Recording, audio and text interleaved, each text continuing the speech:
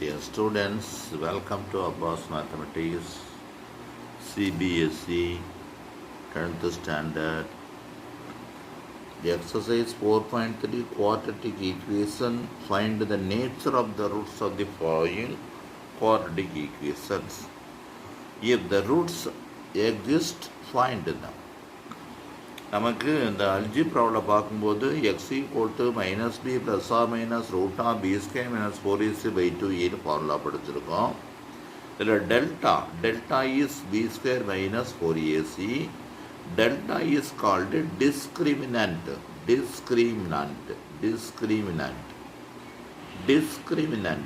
டிஸ்கிரிமினன்ட்னா என்ன அர்த்தம்? Roots the nature of the ரூட்ஸை நிர்ணயிக்கக்கூடியது. நேச்சர் ஆஃப் த ரூட்ஸை கண்டுபிடிக்கக்கூடியது டிஸ்கிரிமினன்ட்டு அதுதான் இந்த delta. Delta equal to B square minus 4ac equal to 0, less than 0, greater than 0. இந்த 3 கேஸ் இருக்குது. If b square minus 4ac less than 0 means minus also. Now roots are imaginary.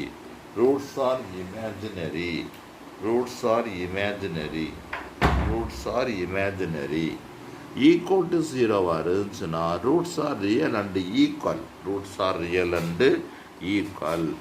If greater than 0, that means positive வந்துருந்துச்சுனாக்கா and the roots are real and unequal or distinct. Now we have to find delta discriminant b square minus 4ac கண்டுபிடிக்கிறேன்.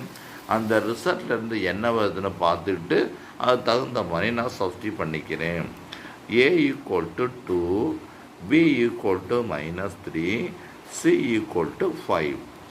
Delta equal to b square minus 4ac. b is -3 whole square 4ac.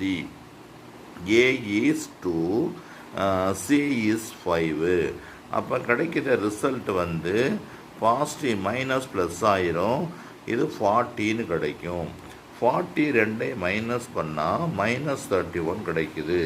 -31 means less than 0, that is negative. Therefore the roots are imaginary. Roots are imaginary ன்னு சொல்லணும்.